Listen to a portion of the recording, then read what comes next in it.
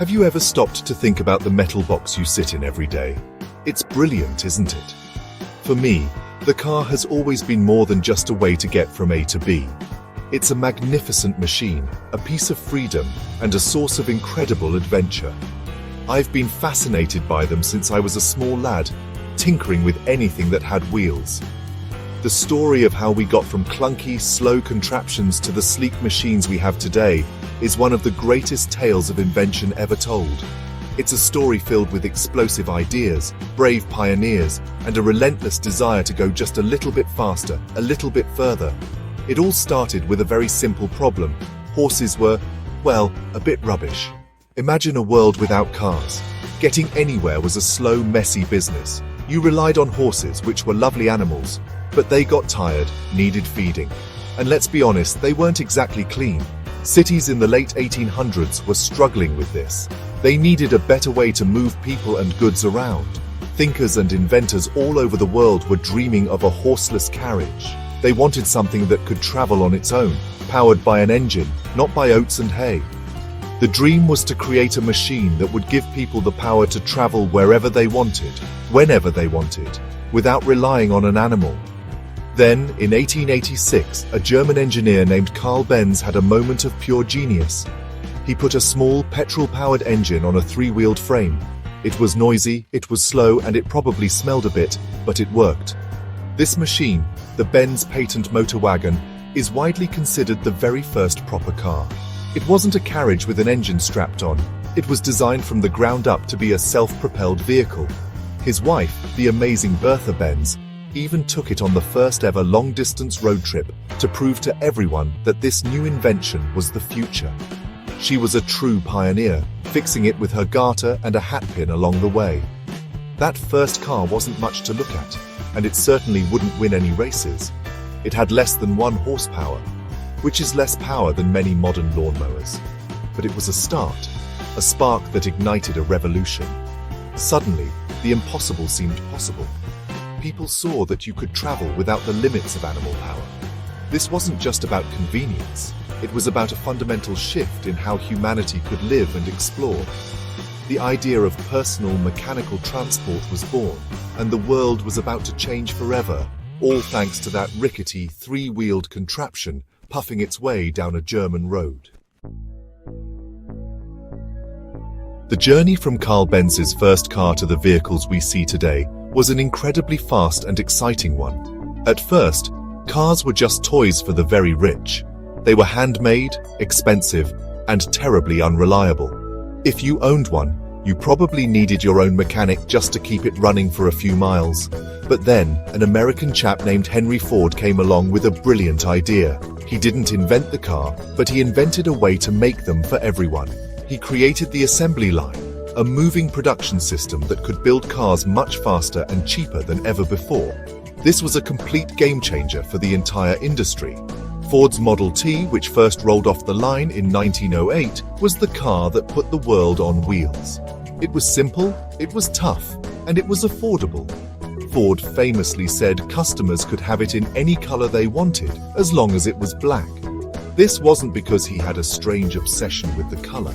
It was because black paint dried the fastest, which was crucial for speeding up his assembly line. Suddenly, ordinary families, farmers, and factory workers could afford their own car. This wasn't just a new product, it was the key to a new way of life for millions of people around the globe. As more people started driving, cars began to change dramatically.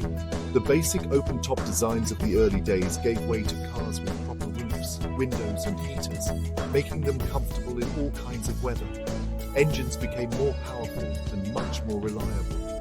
Features that we now take for granted, like electric starters, meant you no longer had to risk a broken arm trying to crank the engine. Radios were added, turning long drives into a chance to listen to music.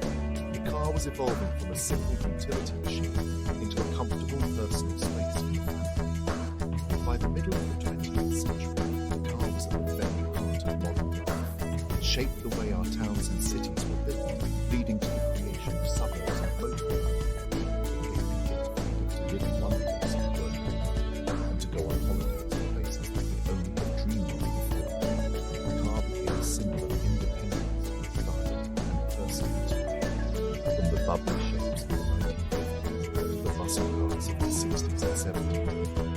design reflected the hopes and dreams of each generation, becoming a rolling piece of art and engineering.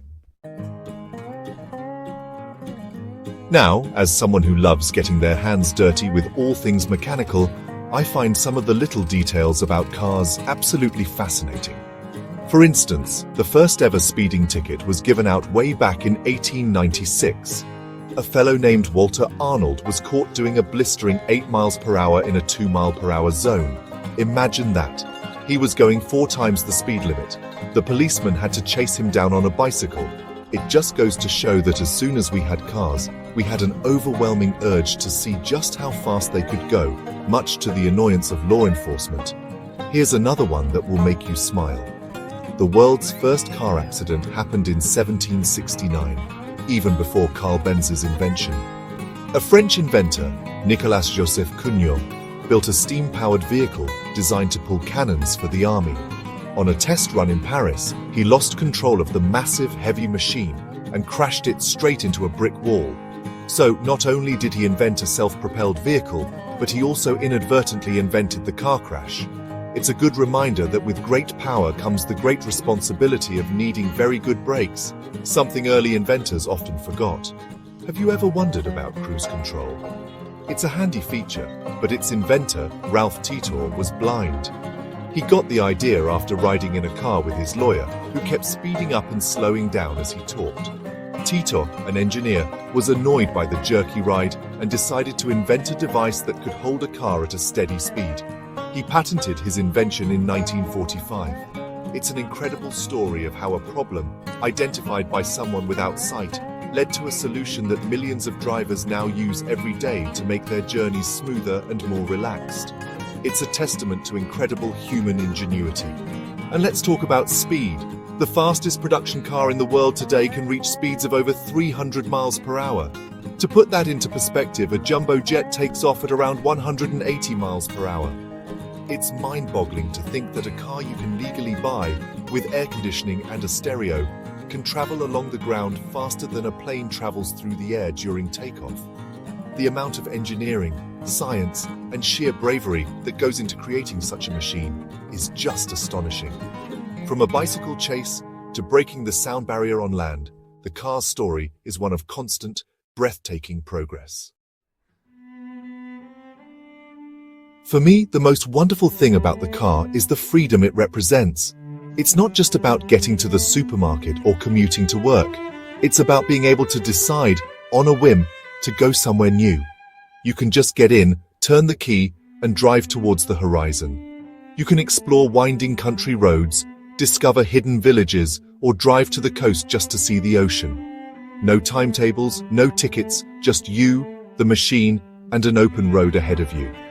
This sense of personal liberty is something that no other form of transport can quite replicate in the same way. It's a powerful feeling. Cars are also incredible facilitators of human connection. Think about it. They help us visit family and friends who live far away. They allow us to take our children on memorable road trips, creating shared experiences that last a lifetime. They are the vehicles for first dates, family emergencies, and celebrations. A car can be a private space for a deep conversation, or a rolling concert hall with everyone singing along to the radio.